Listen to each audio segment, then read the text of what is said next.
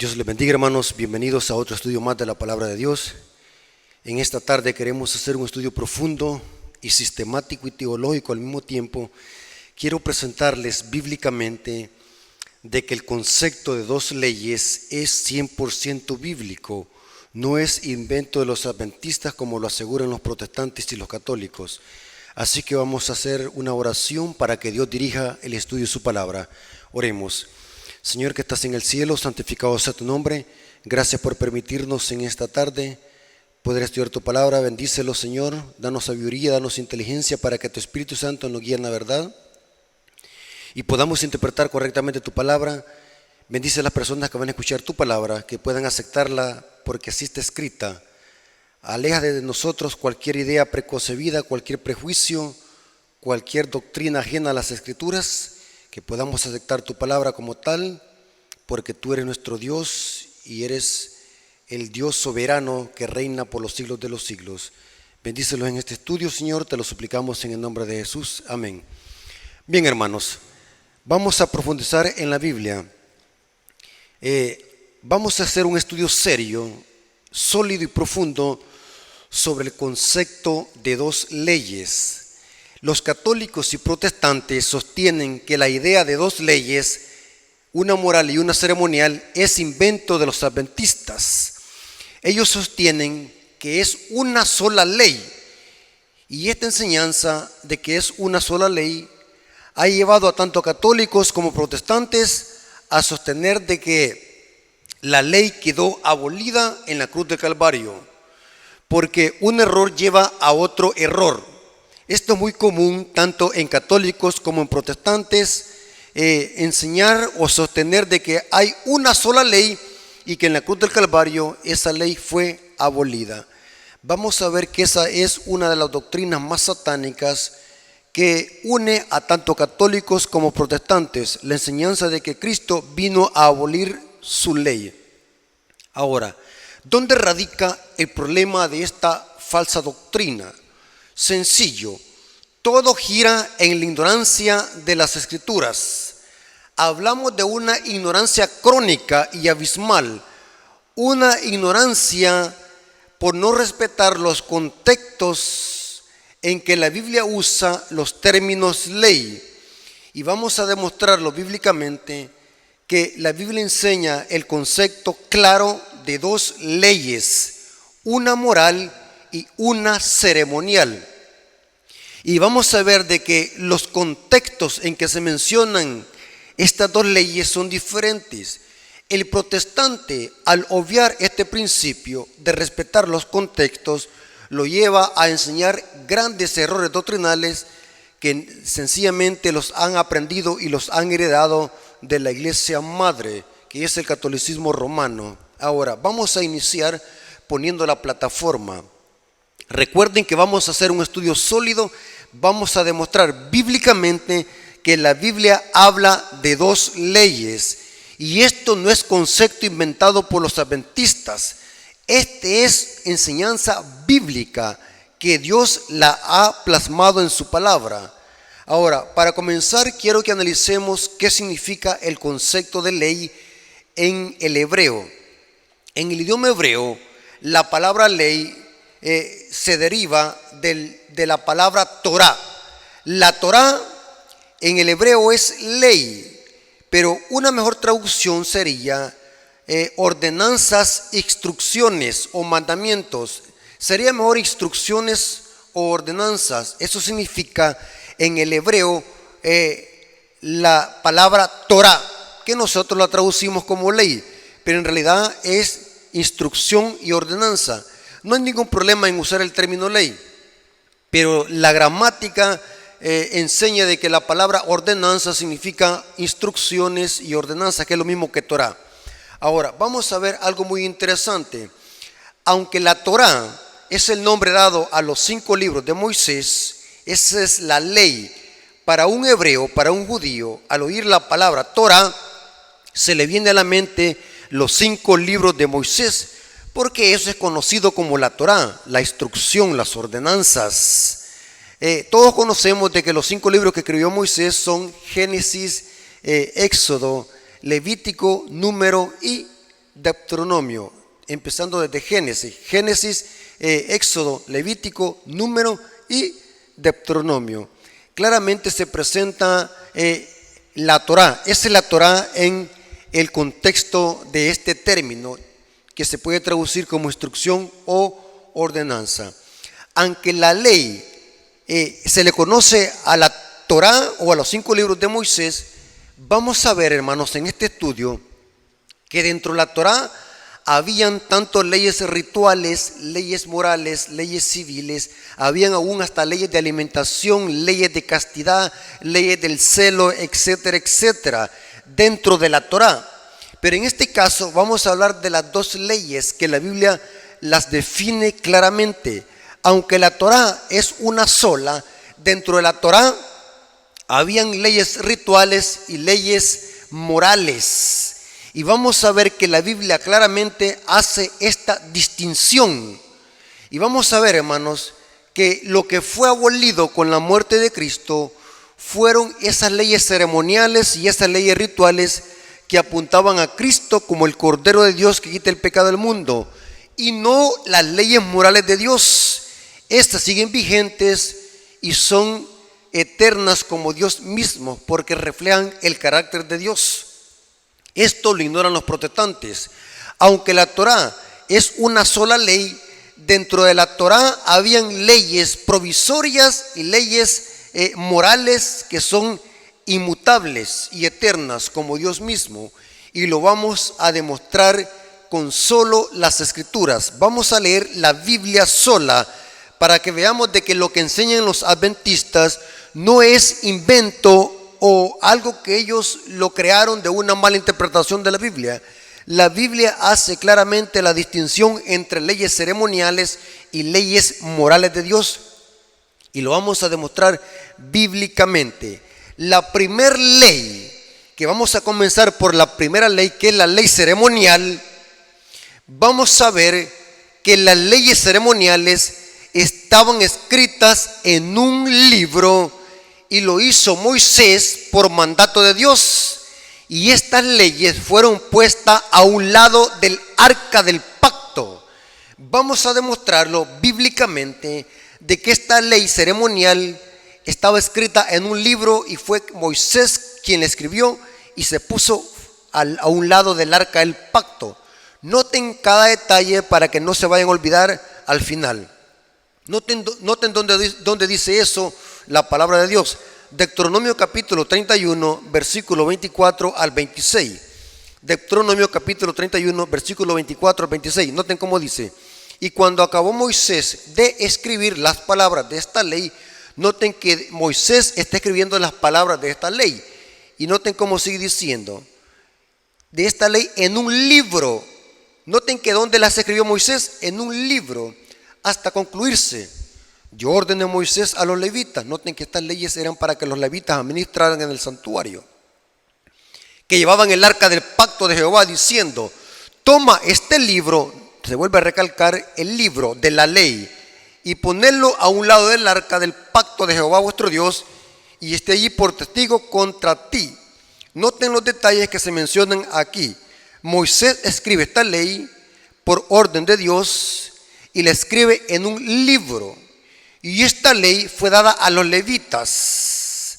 Y dice que esta ley fue puesta, o este libro de la ley fue puesto a un lado del arca. Noten este detalle y no lo vayan a pasar por alto. En un libro escrito por Moisés, afuera del arca, a un lado del arca, fue puesta esta ley. Y vamos a ver de que esta ley es la ley de los sacrificios o ritos y ofrendas. ¿Dónde dice eso? Acuérdense que este libro de la ley se le dio a los levitas para que los levitas administraran el santuario. Y vamos a ver de que estas leyes eran leyes ceremoniales que tenían que ver con los holocaustos, ritos y sacrificios. ¿Dónde dice eso? El mismo libro de Levíticos nos dice, Levítico capítulo 7, versículo 37. Noten cómo dice: esta ley del holocausto, como dice, ¿a qué le llama ley aquí Moisés? Ley del holocausto, de la ofrenda, del sacrificio por el pecado. Noten que esta ley tenía que ver con sacrificios y ofrendas y holocaustos por el pecado, sacrificio por la culpa de la congregación y sacrificio de paz. Claramente se menciona aquí una ley, pero ¿qué clase de ley? Ley que tiene que ver con holocaustos, ofrendas y sacrificios por pecado y por la culpa. Pero es interesante que esta ley ceremonial o ritual que tenía que ver con holocaustos y sacrificios fue escrita por Moisés en un libro. Hasta concluirse fue dada a los levitas y esta ley fue puesta a un lado del arca. Muy interesante ese detalle y no lo vayan a perder de vista. Ahora vamos a ver la otra ley y vamos a ver los términos que se usan ahora, que son bien diferentes. La ley moral de Dios. ¿Qué es ley moral? Ahora, alguien dice, este concepto de ley moral proviene del catolicismo romano. Pero es interesante, hermanos, que el término ley moral no es monopolio comprado del catolicismo romano. Inclusive los padres de la iglesia usaban este término, ley moral. Pero no es monopolio que solamente ellos lo pueden usar. La palabra moral, si usted lo busca en el diccionario, es la disciplina que tiene que ver con la conducta y el comportamiento de los seres racionales. Nosotros somos seres morales. Un animal no es un ser moral porque no tiene uso de razón ni conoce el bien y el mal. Un sapo no es un ser moral. Una gallina no es un ser moral porque no son seres con uso de razón. Nosotros somos seres morales porque conocemos el bien y el mal. Cuando hablamos de ley moral, estamos hablando de una ley que define lo que es bueno y lo que es malo entre seres humanos en relación con Dios y con su prójimo. Eso es la moralidad o algo moral que define lo que es bueno y lo que es malo. En este caso, la ley moral de Dios. Y vamos a ver que la Biblia, con lujo de detalle, hace esta gran diferencia entre las leyes ceremoniales y rituales y la ley moral de Dios. Vamos a ver quién escribió la ley moral de Dios, que son los 10 mandamientos. Éxodo 31:18. Noten cómo dice aquí Moisés. Y dio a Moisés, cuando acabó de hablar con él en el monte del Sinaí, 2 tablas del testimonio, tablas de piedra escritas con el dedo de Dios. ¿Quién escribió esta ley? O estas 10 palabras que nosotros conocemos como los 10 mandamientos. Fue Dios con su dedo en 2 tablas de piedra. Aquí se usa el antropomorfismo, dedo de Dios. Es una referencia al poder del Espíritu Santo que grabó esa ley o esas 10 palabras en 2 tablas de piedra que, según se puede entender y se deduce, que eran tablas de zafiro porque eran azules. Y lo azul está relacionado con la ley en el santuario. Muy importante ese principio. Esto se repite en Deuteronomio 4:13. Y él os anunció su pacto, el cual os mandó a poner por obra los 10 mandamientos y los escribió en 2 tablas de piedra. ¿Quién los escribió? Dios. En 2 tablas de piedra escribió este pacto. Y este pacto son los 10 mandamientos. Claramente lo dice Deuteronomio 4:13. Los 10 mandamientos y los escribió en 2 tablas de piedra. Noten que esta ley moral no fue escrita por Moisés en un libro, sino por Dios mismo con su dedo en 2 tablas de piedra. Esto se repite en Éxodo 32, versículo 15 al 16. Y volvió Moisés y descendió del monte, trayendo en su mano las 2 tablas del testimonio. Noten que no era un libro que traía, 2 tablas del testimonio, 2 tablas escritas por ambos lados. O sea que las escrituras o lo que contenían las tablas, las 10 palabras, fue grabado por delante y por detrás. En ambos lados estaba la escritura. Y sigue diciendo, trayendo en su mano las 2 tablas del testimonio. Las tablas estaban escritas por ambos lados, de uno y otro lado. Y estaban escritas. Y las tablas eran obra de Dios. Noten que no era de Moisés como la ley ceremonial.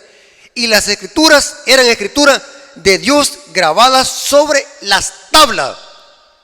¿Acaso necesitamos ser con un cerebro como el que tenía Salomón para entender esto, que una ley ceremonial fue escrita por Moisés en un libro y puesta fuera del arca, y esta ley moral de Dios, que son las 10 palabras o los 10 mandamientos, fueron grabadas en 2 tablas de piedra por Dios con su dedo y fue puesta dentro del arca del pacto. Muy importante. Y vamos a ver de que cuando Moisés quebró las primeras tablas, cuando el pueblo de Israel estaba en apostasía, adorando al toro Apis, el toro egipcio, el dios egipcio Apis, Moisés quebró las 2 tablas primeras. Y Dios le dice a Moisés: lábrate otras 2 tablas como las primeras, y yo escribiré. O sea, Dios iba a escribir lo mismo como lo hizo con las primeras. O sea, no iba a ser Moisés el que iba a escribir, no iba a ser la escritura, iba a ser directamente por Dios. Moisés las segundas tablas solamente las iba a labrar. ¿Dónde lo dice eso? Éxodo 34:1. Y Jehová dijo a Moisés: alízate 2 tablas de piedra como las primeras, y escribiré. Noten que él iba a escribir: escribiré, pronombre personal, sobre estas tablas las palabras que estaban en las tablas primeras que quebraste. Dios iba a escribir lo mismo en las tablas segundas. Esto lo repite también Deuteronomio 10, versículo 1 al 4. Deuteronomio capítulo 10, versículo 1 al 4 dice: en aquel tiempo Jehová me dijo: lábrate 2 tablas de piedra como las primeras, y sube a mí al monte, y hazte un arca de madera, y escribiré. Dios está diciendo: yo las escribiré en aquellas tablas las palabras que estaban en las primeras tablas que quebraste, y las pondrás en el arca. Noten que esta ley iba a estar dentro del arca, no fuera como la ley ceremonial. ¿Están leyendo conmigo, hermanos? Esto no es invento de los adventistas. Aquí dice: y las pondrás en el arca.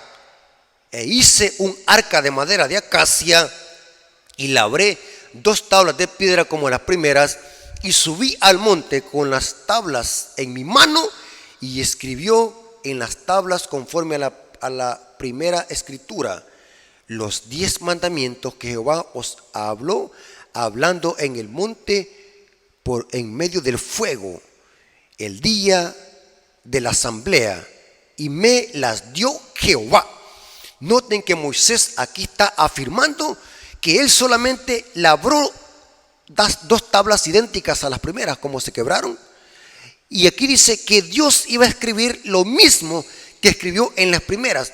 O sea que aún en las segundas tablas iba a ser escritura de Dios, y esta ley o estas 2 tablas iban a ser puestas en el arca, dentro del arca del pacto, abajo del propiciatorio, o sea, la tapa que cubría el arca del pacto, porque encima del propiciatorio estaban los 2 querubines, y en medio de los querubines se manifestaba la Shekinah, la gloria de Dios o la presencia de Dios. Es claramente que esta ley o estas 10 palabras, que eran la ley moral de Dios, que definía la conducta moral y la disciplina de los israelitas y del pueblo de Dios, iba a estar dentro del arca, no fuera. Noten cómo dice Éxodo 25:16: y pondrás en el arca el testimonio que yo te daré. Iba a estar adentro del arca, no afuera. Noten claramente la gran distinción de estas 2 leyes. Una ley ceremonial y ritual que iba a ser escrita por Moisés en un libro e iba a ser puesta a un lado del arca por fuera, mientras que el decálogo, la ley moral de Dios, las 10 palabras, los 10 mandamientos escritos en 2 tablas de piedra, iban a estar dentro del arca, porque eran escritura de Dios mismo, sin intermediario. Dios había escrito esas 10 palabras, su ley moral. Esto lo corrobora Hebreos 9:4. Noten cómo dice Hebreos 9:4, dice: el cual tenía un incensario de oro, hablando de lo que había en el lugar santísimo, y menciona aquí el arca del pacto, en el cual tenía un incensario de oro. El incensario de oro era con el que el sumo sacerdote entraba al lugar santísimo y echaba incienso y hacía tipo como una mecida en el lugar santísimo. Para eso servía el incensario de oro, y el arca del pacto cubierta de oro por todas partes. El arca del pacto era el símbolo del trono de Dios, en la que estaba una urna de oro que contenía maná, la vara de Aarón que reverdeció, habían tres cosas, ¿y qué otra cosa? Y las tablas del pacto. Aquí el escritor de Hebreo está afirmando qué cosas habían dentro del arca del pacto: el maná, la vara de Aarón que reverdeció y las tablas del pacto. Noten claramente lo que está diciendo aquí la palabra de Dios. Esta ley estaba dentro del arca del pacto, no fuera, porque fue Dios mismo quien la escribió, no fue Moisés. El apóstol Juan, en el libro de Apocalipsis, se le permitió ver en visión el lugar santísimo del santuario celestial y divisó el arca del pacto. Apocalipsis 11:19 dice: y el templo de Dios fue abierto en el cielo. Esta palabra templo de Dios es en el griego es naos. Se refiere especialmente al templecillo o al lugar santísimo, el santuario, porque específicamente aquí Juan está divisando esa parte del santuario, el lugar santísimo. Y el templo de Dios fue abierto en el cielo. Noten que no es el cielo el templo, sino que el templo está en el cielo. Y el arca de su pacto se veía en el templo. Y hubo relámpagos, voces, truenos y un gran terremoto y grande granizo. Aquí dice Juan que vio el arca de su pacto, el gran original del santuario celestial, porque Moisés tomó copia del gran original para construir el santuario en cada detalle, aún el arca del pacto, que es el símbolo del trono de Dios. Ahora, aquí va algo muy interesante. Si ya vimos la gran diferencia entre la ley ceremonial y la ley moral de Dios, una fue escrita por Moisés en un libro y puesta fuera del arca, y la ley moral de Dios fue escrita en 2 tablas de piedra por el mismo Dios con su dedo y puesta dentro del arca del pacto. Está claramente definido eso. ¿Cómo es posible que un católico y un protestante haga una misma ley cuando la Biblia está enseñando la distinción entre ambas leyes? Una fue escrita por Moisés en un libro y la otra fue escrita por Dios mismo con su dedo en 2 tablas de piedra. Qué ignorancia tan abismal que un protestante o un católico venga y me dice es una sola ley, cuando aquí Dios está haciendo distinción entre ambas leyes. Si fuese una sola ley, también Moisés hubiese escrito los 10 mandamientos. Pero aquí vemos de que Dios mismo fue el autor de esa escritura, de los 10 mandamientos, la ley moral de Dios. La ley moral de Dios fue puesta dentro del arca. Ahora, vamos a ver la otra información que quiero que nosotros entendamos. Si ya vimos la diferencia entre ambas leyes, una ceremonial y otra moral de Dios, ¿cuál era la función de ambas leyes?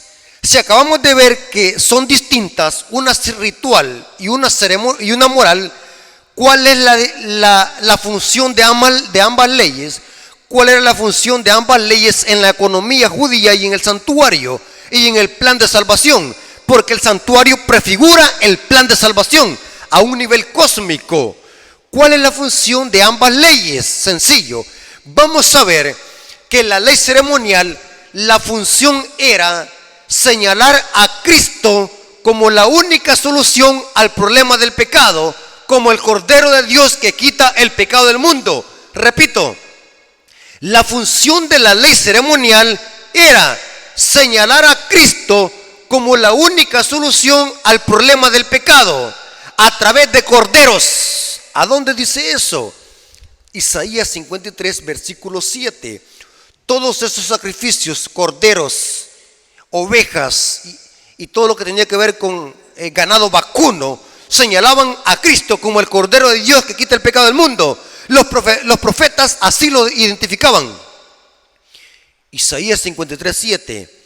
Angustiado él y afligido no abrió su boca, como cordero fue llevado al matadero, como oveja delante de sus trasquiladores, enmudeció y no abrió su boca.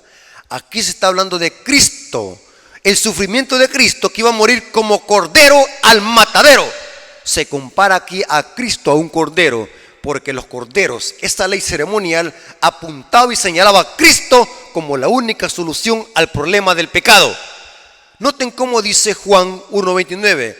Y esto lo tenía que conocer perfectamente bien todo israelita, que esos corderos simbolizaban al Mesías venidero, el verdadero Cordero de Dios que quita el pecado del mundo. Juan 1:29 dice: el siguiente día vio Juan a Jesús que venía a él y dijo: he aquí el Cordero de Dios que quita el pecado del mundo. Inmediatamente un judío tenía que transportarse a los sacrificios del santuario y pensar: cordero, cordero, cordero, este es el cordero prometido. Pero como estaban tan ciegos, no pudieron divisar que esos símbolos del santuario apuntaban a Cristo como la única solución al problema del pecado. Aquí se presenta a Cristo como el Cordero que quita el pecado del mundo. San Pablo en 1 Corintios 5:7 lo ratifica. 1 Corintios 5:7 dice el apóstol Pablo: limpiaos pues de la vieja levadura, para que seas nueva masa. Está hablando de la Pascua, donde se sacrificaba el Cordero Pascual. Es una referencia a Éxodo 12. Limpiaos pues de la vieja levadura, para que seas nueva masa, sin levadura como sois, porque nuestra Pascua, que es Cristo, ya fue sacrificada por nosotros. ¿Qué representaban esos sacrificios? ¿Qué representaba ese cordero que se sacrificaba entre las 2 tardes en la Pascua? Representaba a Cristo, el verdadero cordero que quita el pecado del mundo. Y esto simbolizaba o representaban las leyes ceremoniales en el santuario. El apóstol Pedro ratifica también esto, lo corrobora. Primera de Pedro, capítulo 1, versículo 18 al 19 dice: sabiendo que fuiste rescatados de vuestra vana manera de vivir, la cual recibiste de vuestros padres, no con cosas corruptibles como oro o plata, sino con la sangre preciosa de Cristo, como un cordero sin mancha y sin contaminación. Porque los corderos en el santuario tenían que ser sin defecto, porque simbolizaban y representaban a Cristo, el verdadero cordero. ¿Se dan cuenta para qué servía la ley ceremonial y cuál era su función? Esa ley de sacrificios, holocaustos y ofrendas por el pecado y la culpa era para señalar que Cristo es el único que perdona nuestros pecados y que para salvarlos tuvo que morir como cordero en la cruz del Calvario.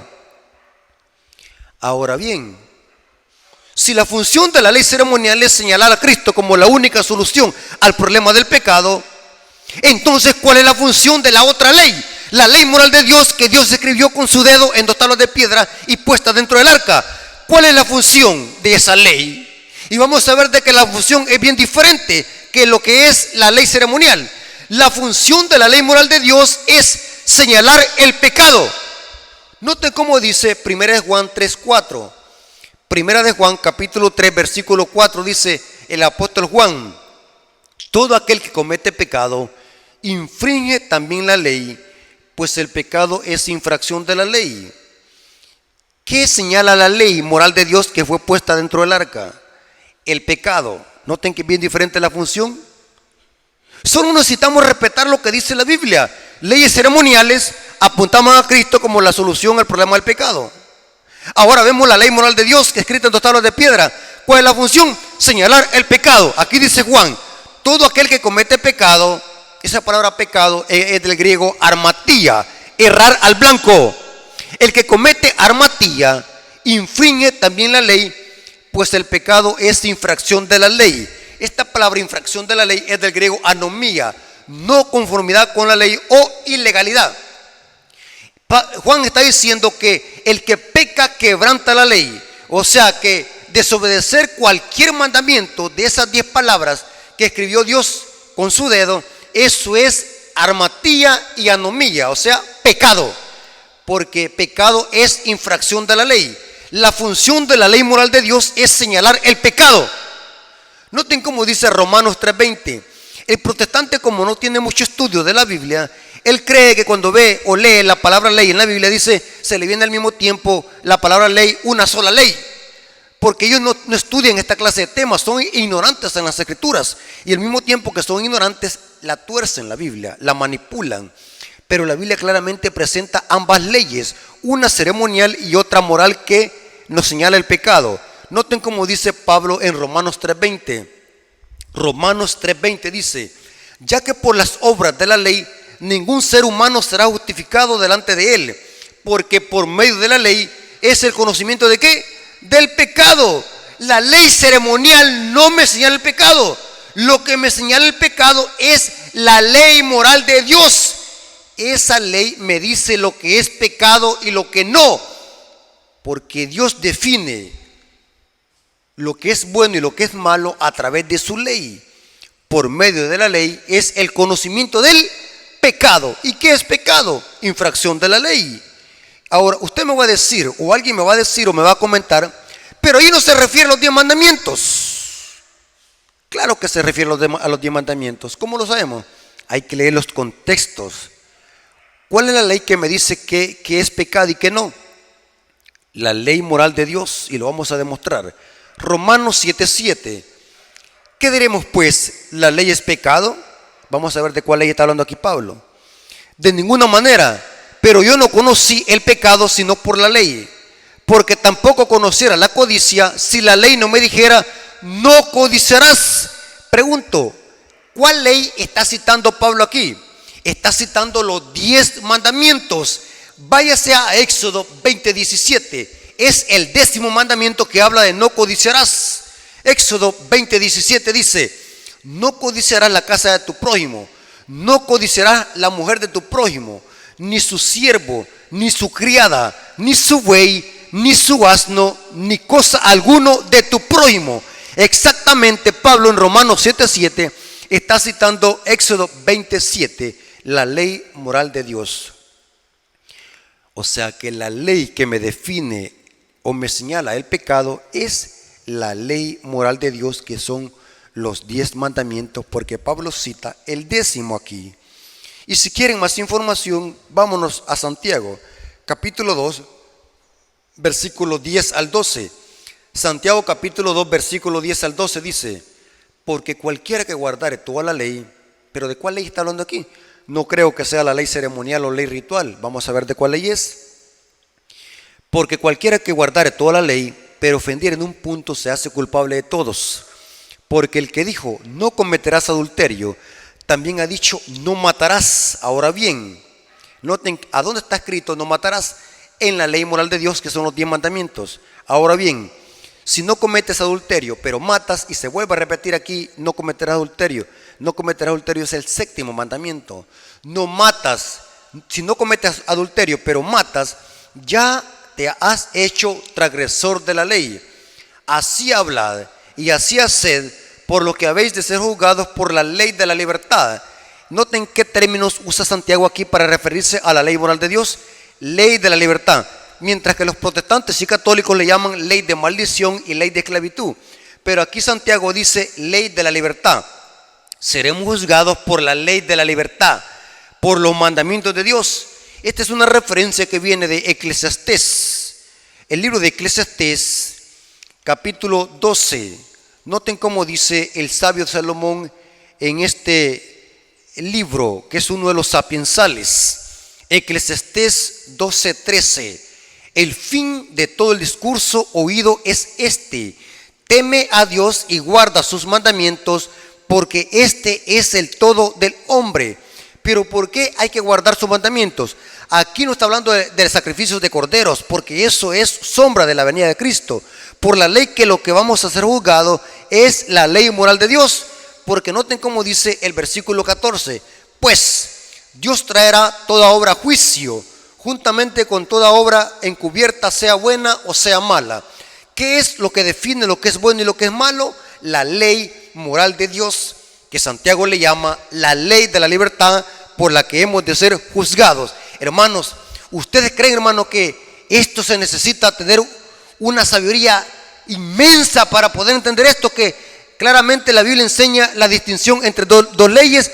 Esto es sencillo, esto hasta un bebé lo puede entender. El problema es que los protestantes y los católicos no dan su mano a torcer solamente por no aceptar que están en una doctrina falsa y una iglesia apóstata.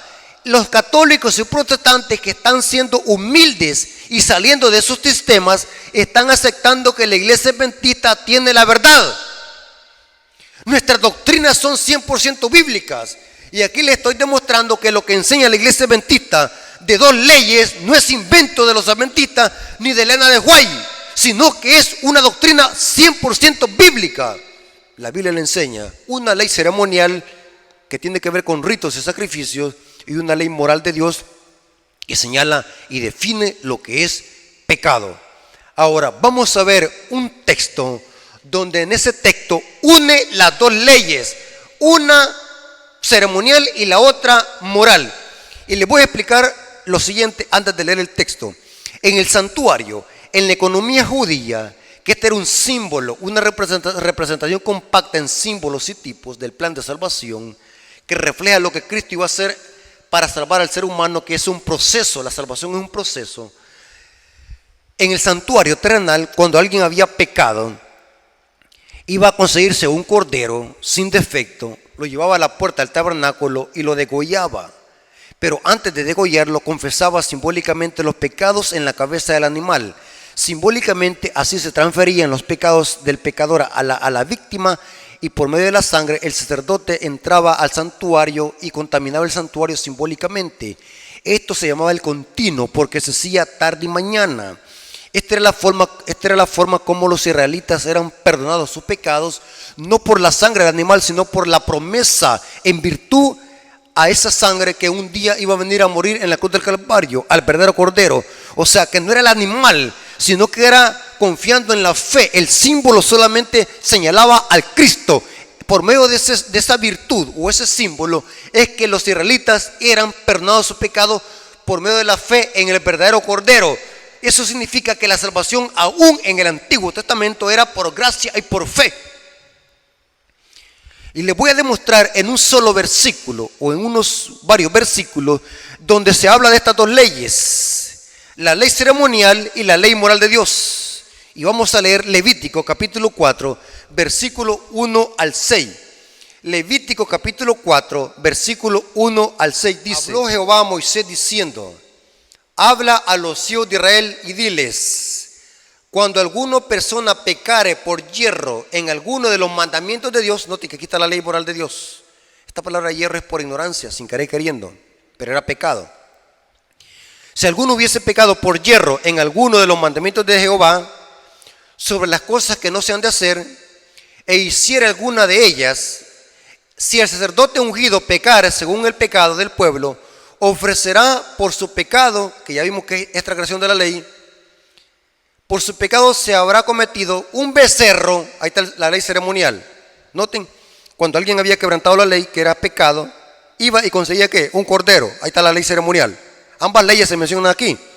Un becerro sin defecto para expiación. Traerá el becerro a la puerta del tabernáculo de reunión delante de Jehová y pondrá su mano sobre la cabeza del becerro y lo degollará delante de Jehová, y el sacerdote ungido tomará de la sangre del becerro y la traerá al tabernáculo de reunión, y mojará el sacerdote su dedo en la sangre y rociará de aquella sangre 7 veces delante de Jehová hacia el velo del santuario. Claramente se presentan aquí, hermanos, dos leyes, sin lugar a duda, una moral y una ceremonial. Cuando alguien hubiese pecado en uno de los mandamientos de Jehová, y ya vimos de que pecado es transgresión de la ley, iba y conseguía un becerro para ser sacrificado. Vemos ahí ahora la ley ceremonial, ambas leyes, una para señalar a Cristo como cordero y la otra para señalar ¿qué? El pecado. Aún la idea de dos leyes es bíblica y viene del Antiguo Testamento y era conocida por todos los israelitas. Ahora la pregunta es: ¿cuál de estas dos leyes fue abolida por Cristo? El protestante dice que fueron la ley. Él dice la ley fue abolida. Y esto es bien común entre católicos y protestantes que desconocen la Biblia. La ley quedó abolida. Pero recordemos de que ellos son indoctos, tuerzan las escrituras para su propia perdición. Pero es imposible que la ley moral de Dios pueda ser abolida. Vamos a ver de que la Biblia claramente presenta que lo que quedó clavado en la cruz y lo que fue abolido y a lo que se le puso fin fueron a las leyes ceremoniales y leyes rituales y sacrificios, porque tuvieron su cumplimiento con la muerte de Cristo en la cruz del Calvario como un cordero sin mancha y sin contaminación. Vimos que la ley ceremonial señalaba a Cristo como la única solución al problema del pecado.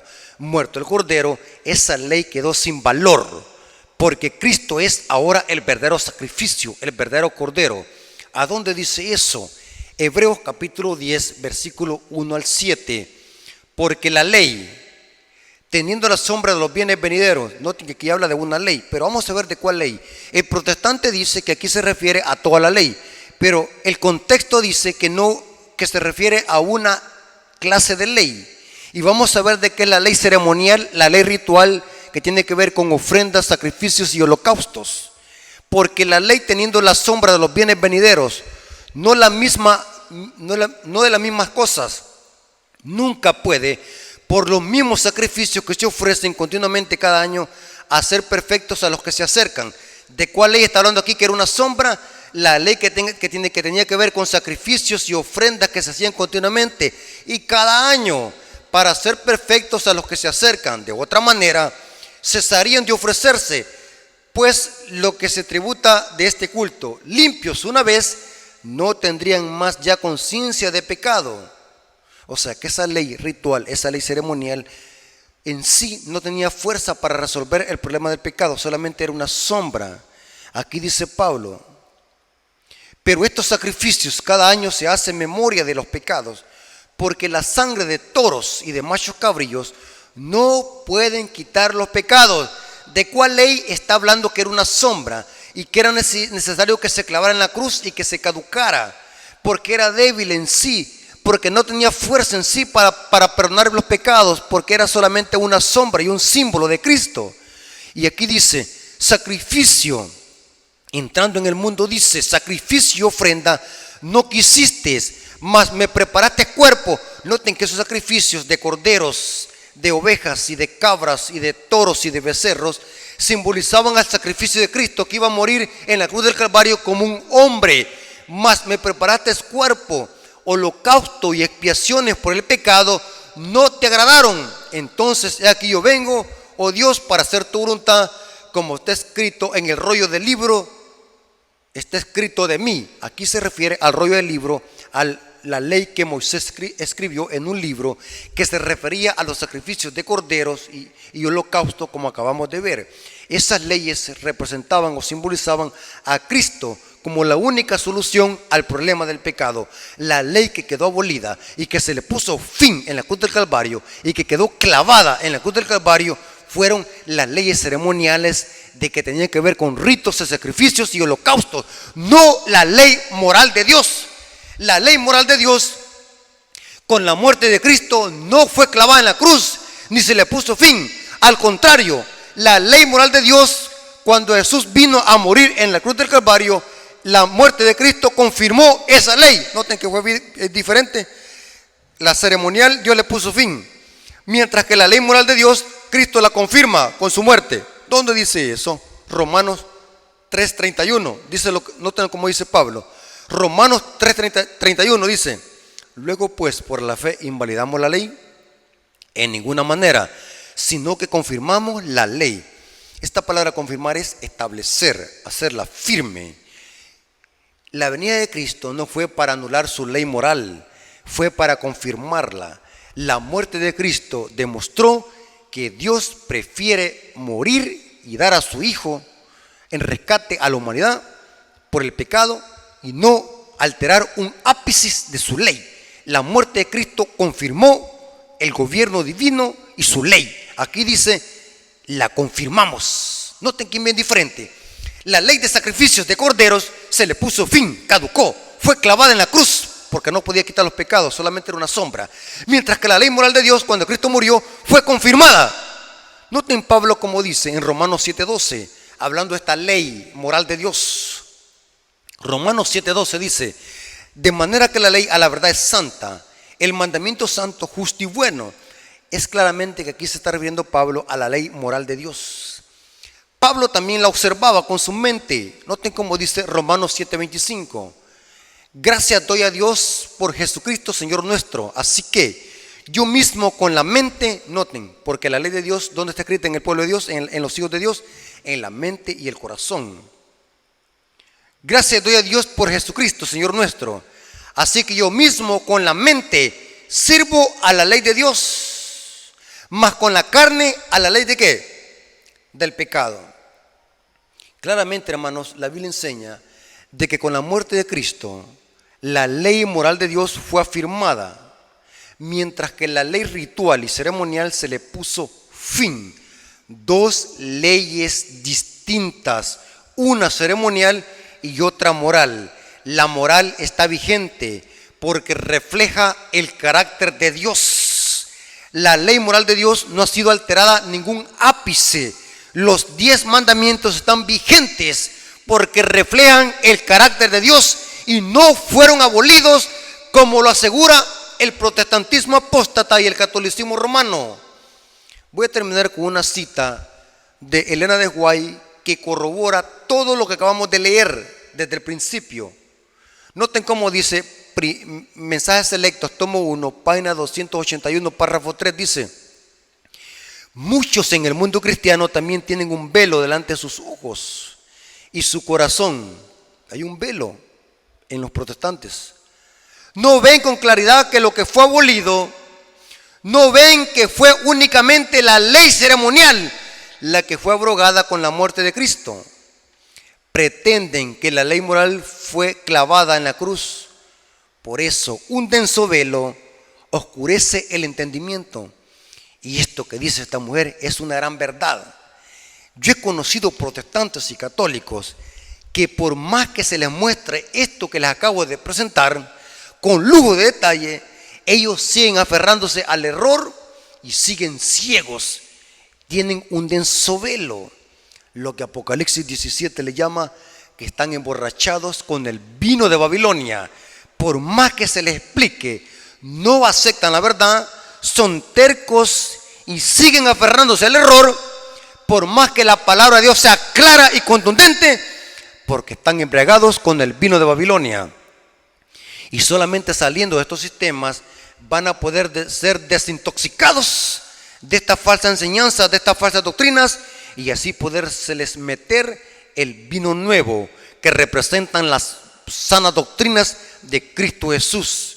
Hoy en día, hermanos, los protestantes y católicos están igual que los judíos. Indirectamente están igual que los judíos. Aunque su pecado es diferente, el pecado va a dar a lo mismo. Les voy a explicar por qué. Los judíos en los tiempos de Cristo estaban cegados. ¿Por qué razón? Ellos habían distorsionado el verdadero significado de la ley y se habían hecho legalistas, usando la ley como medio de salvación. Se enamoraron tanto de la ley de que cuando vino Cristo lo mataron y no lo reconocieron, lo rechazaron. Pero es interesante, hermano, que hoy los protestantes están cometiendo el mismo pecado que hicieron los judíos, aunque en diferente forma, pero va a dar a lo mismo. Y lo interesante es, hermano, que los judíos en los tiempos de Cristo, al unirse en puntos comunes de doctrina, porque los judíos estaban divididos en sectas, pero a la hora de matar a Cristo se unieron para pedir la ayuda del poder civil para matar a Cristo. Y noten que los protestantes hoy en día están cometiendo el mismo pecado que los judíos. Hoy los protestantes dicen así: nosotros somos cristianos, nosotros amamos a Jesús, nosotros predicamos la gracia de Jesús, predicamos que somos salvos por la fe. Pero al mismo tiempo los protestantes niegan la vigencia de la ley de Dios y indirectamente ellos cometen el mismo pecado que los judíos. Al contrario, pero es el mismo pecado. ¿Por qué razón? Los judíos amaban la ley de Dios, pero al mismo tiempo rechazaban a Cristo. Hoy los protestantes dicen amar a Cristo, pero al mismo tiempo rechazan la ley. Es el mismo pecado, porque al rechazar a Cristo, los protestantes, los judíos estaban rechazando la ley de Dios. Así también hoy los protestantes, cuando rechazan la ley de Dios, están rechazando también a Cristo, porque la ley es un reflejo del carácter de Cristo. O sea que los protestantes y los judíos están cometiendo el mismo pecado, aunque de diferente, pero va a dar a lo mismo, porque la ley refleja el carácter de Dios. Por eso que Apocalipsis 17 se le llama a estos sistemas la Gran Babilonia, porque es una mezcla de falsas doctrinas. Y Jesús les dice lo mismo a los protestantes, igual como a los judíos. Noten cómo Jesús le dijo a los judíos apóstatas, Marcos capítulo 7, versículo 6. Noten cómo Jesús les dijo a los fariseos hipócritas, que profesaban servir a Dios. Marcos capítulo 7, versículos 6 al 8. Hipócritas, Bien profetizó de vosotros Isaías, como está escrito: este pueblo de labios me honra, mas su corazón está lejos de mí, pues en vano me honran. ¿Pero por qué razón? Enseñando como doctrinas y mandamientos de hombres, porque dejando el mandamiento de Dios, os aferráis a la tradición de los hombres, los lavamientos de los jarros y de los vasos de beber, y hacéis otras cosas semejantes. Los protestantes hoy en día están rechazando los mandamientos de Dios y al mismo tiempo son hipócritas porque dicen que aman a Dios. Y la mejor muestra y evidencia de que amamos a Dios es guardar sus mandamientos. Noten cómo dice el apóstol Juan en Primera de Juan, capítulo 5.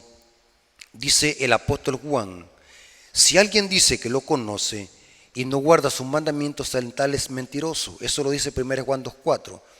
Pero yo quiero leer 1 de Juan capítulo 5, versículo 2. 1 Juan capítulo 5, versículo, desde el 1 leamos: todo aquel que cree que Jesús es el Cristo es nacido de Dios, y todo aquel que ama al que le engendró, ama también al que ha sido engendrado. En esto conocemos que amamos a Dios. Noten, ¿cómo yo demuestro que amo a Dios? Aquí dice, en esto conocemos que amamos a Dios, a los hijos de Dios, cuando amamos a Dios y guardamos sus mandamientos. Pues este es el amor de Dios, que guardemos sus mandamientos, y sus mandamientos no son gravosos. Esta palabra gravoso significa no son difíciles de guardar. Porque todo aquel que ha nacido de Dios vence al mundo, y esta es la victoria que ha vencido al mundo, nuestra fe. Claramente, hermanos, la Biblia presenta que la evidencia de que yo amo a Dios es obedecer sus mandamientos.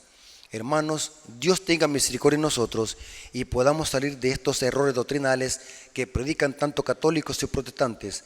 El concepto de dos leyes no es invento de los adventistas, es 100% bíblico, se los acabo de demostrar. Solamente tienen que leer la Biblia y respetar lo que dice, y salgan de esos errores doctrinales y vengan al verdadero evangelio. Vamos a orar para darle gracias a Dios. Señor que estás en el cielo, gracias te damos, Señor, porque nos permitiste estudiar tu palabra.